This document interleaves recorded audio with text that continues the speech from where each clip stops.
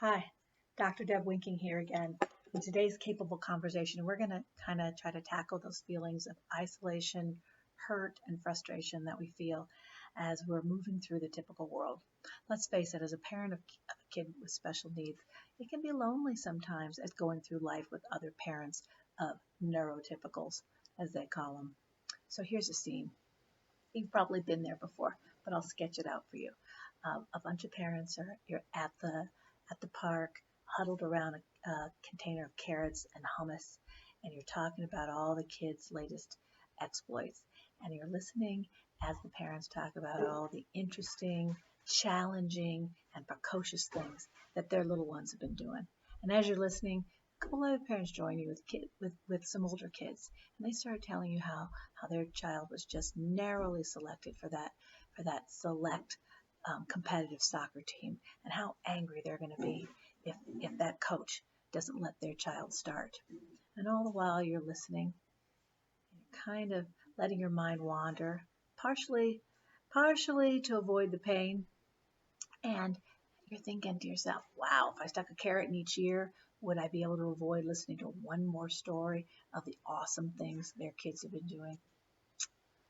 Have you been there? You know, I have.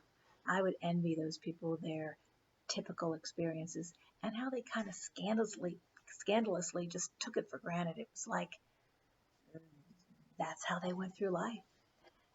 And and I thought what a luxury it is, you know, to be thinking about whether or not your child had slipped from the number one to the number two spot on the team, or whether they were at the top of the AP class or in the middle.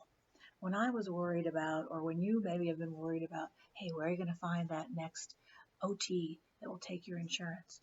Or how are you going to come up with an activity for your daughter to do so that she looks occupied while the other girls in the class are kind of leaving her out or ignoring her? Or maybe you're just worried about how long you have to stay at the park before your kid has a sensory overload meltdown and you have to head out. So, as that as those feelings happen to all of us, I had to realize, and it took me a long time to realize that, no one can truly know what anyone else is going through, and who was I to judge their experiences, what was happening to them. And I had to realize that, in fact, hey, it was me. I was that jealous green-eyed monster who was really um, wanting what I assumed all those parents had. And what it looked to me like was, they had kids who learned things just effortlessly, and they were included at parties without sideways glances, and it was just assumed that their kid would be picked or maybe captain any or all of those teams. So, it took me a long time, and does my stomach still kind of clench up with a pang of envy? Sometimes, sure, I'm human, but for the most part, I've been able to do four things that help me kind of shed those feelings, those kind of toxic feelings. First of all, is to find joy in others' joy.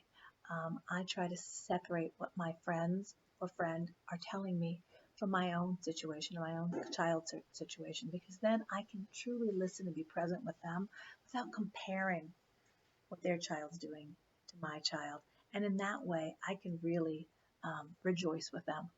Secondly, I try to find commonalities, because even though it may look like things are happening so effortlessly for their child, kids are kids, and kids are more the same than different. So I try to find things that can allow them to relate to my experience, and I to theirs.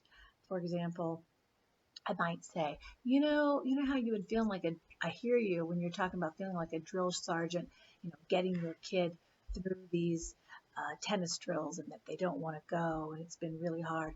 I, I know what you mean. I've been feeling like a real, sergeant at arms, just getting my kid to finally get up enough strength to get herself out of the pool. So I know what you mean about feeling kind of like you're harping on your kid.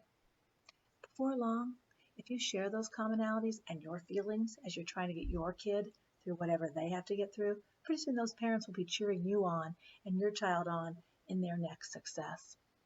thirdly, what I try to do is educate wherever I can, if I can, and that is just let them know, you know, what what you're going through in a way that doesn't make them feel bad. For example, when you talk about um, Max getting his perfect date to the prom, all I'm thinking about is I just want Michael to have a friend, just one friend. And I do this in a way that doesn't make them feel bad, but lets them know, where I'm coming from. Lastly, I practice gratitude. I remember every day all the amazing things about my kid and how I wouldn't trade him for the world. So, thanks a lot for listening and stay tuned for our next capable conversation. Thanks.